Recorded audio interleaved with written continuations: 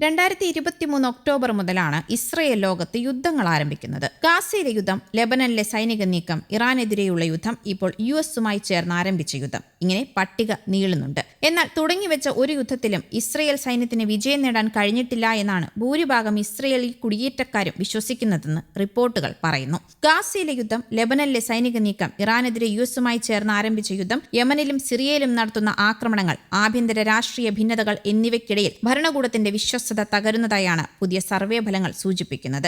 ഇസ്രയേലിന്റെ പൊതുപ്രക്ഷേപകരായ KEN April 28-നാണ് survey ഫലങ്ങൾ പുറത്തുവിട്ടത്. ഒക്ടോബർ 7-ന് ഗാസയ്ക്കെതിരെ യുദ്ധം ആരംഭിച്ചതിനു ശേഷം ഒരു മേഖലയിലും വിജയം നേടാൻ സൈന്യത്തിന് കഴിഞ്ഞിട്ടില്ലെന്ന് 57% കുടിയേറ്റക്കാരും വിശ്വസിക്കുന്നതായി സർവേ പറയുന്നു. കേവലം 28% പേർ മാത്രമാണ് ഏതെങ്കിലും ഒരു മേഖലയിൽ വിജയം കണ്ടതായി അവകാശപ്പെടുന്നത്. ബാക്കി 15% പേർക്ക് വിഷയത്തിൽ വ്യക്തമായ നിലപാടുകളില്ല. വെറും 17% പേർ മാത്രമാണ് ഗാസയിലും ഇറാനിലും ഇസ്രയേൽ സൈന്യം അമ്പേ പരാജയമാണെന്നാണ് ഭൂരിഭാഗം പേരും വിശ്വസിക്കുന്നത്. വെറും 16% പേർ മാത്രമാണ് സൈന്യത്തിന് വിജയമുണ്ടായെന്ന് കരുതുന്നതും. ലെബനനിൽ സൈന്യം വിജയിച്ചെന്ന് 14% പേരും യമനിൽ സൈന്യത്തിന് എന്തെങ്കിലും നേട്ടം ഉണ്ടാക്കാനായെന്ന് വെറും 12% പേരും മാത്രമാണ് വിശ്വസിക്കുന്നത്. അധിനിവേശ വെസ്റ്റ് ബാങ്കിലെ സൈന്യത്തിന്റെ ഇടപെടൽ വിജയകരമാണെന്ന് വിശ്വസിക്കുന്നത് വെറും 11% പേർ മാത്രമാണ്. ഹമാസിന്റെയും ഹിസ്ബുള്ളയുടെയും സായുധ സാന്നിധ്യം ഇപ്പോഴും ശക്തമായി തുടരുന്നുണ്ടെങ്കിലും ഒക്ടോബർ 7 മാതൃകയിലുള്ള ആക്രമണങ്ങൾ ഇനിയും ആവർത്തിക്കാൻ സാധ്യതയുണ്ടെന്നും 73% ആളുകളും വിശ്വസിക്കുന്നുണ്ട്. തെക്കൻ ലെബനനിൽ നിന്ന് ഇസ്രയേൽ സൈന്യം പിന്മാറാൻ തുടങ്ങിയതായുള്ള റിപ്പോർട്ടുകൾ വോട്ടെടുപ്പ് ഫലങ്ങളെ ശരിവെക്കുന്നുമുണ്ട്.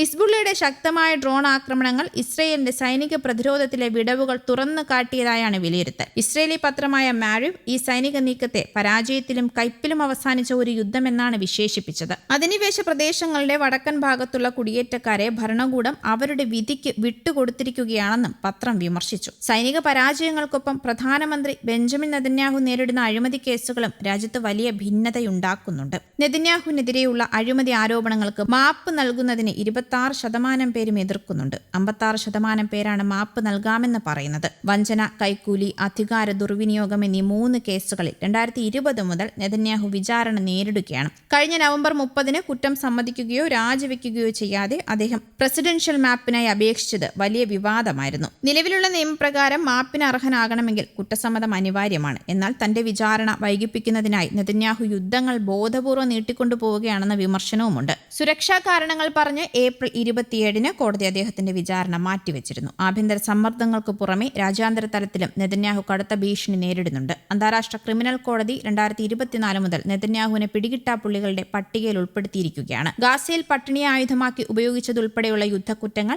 വംശഹത്യ, മനുഷ്യരാശിക്കെതിരായ കുറ്റകൃത്യങ്ങൾ എന്നിവ ചുമത്തി നെതന്യാഹുവിനും മുൻ പ്രതിരോധ മന്ത്രി യോവ് ഗാലന്റിനുമെതിരെ അറസ്റ്റ് വാറന്റ് നിലവിലുണ്ട്. 2 വർഷത്തിലേറെയായി തുടരുന്ന ആക്രമണങ്ങളിൽ 70,000-ത്തിലധികം പലസ്തീനികളാണ് കൊല്ലപ്പെട്ടത്. ആയിരക്കണക്കിന് ആളുകൾ ഇപ്പോഴും പരിക്കിന്റെ പിടിയിലുമാണ്. അമേരിക്കയിൽ നിന്ന് സൈനിക ഉപകരണങ്ങൾ ഇസ്രയേൽ എത്തിയതായി സ്ഥിരീകരിച്ചിരിക്കുകയാണ് ഇപ്പോൾ ഇസ്രയേൽ പ്രതിരോധ മന്ത്രാലയം. 2 ചരക്ക് കപ്പലുകളിലും വിമാനങ്ങളിലുമായി 6500 ടണ്ണിലധികം സൈനിക ഉപകരണങ്ങളാണ് ഇസ്രയേലിലെത്തിയത്. ഹൈഫ, അഷ്ദോദ എന്നീ തുറമുഖങ്ങളിലാണ് കപ്പലുകൾ എത്തിയത്.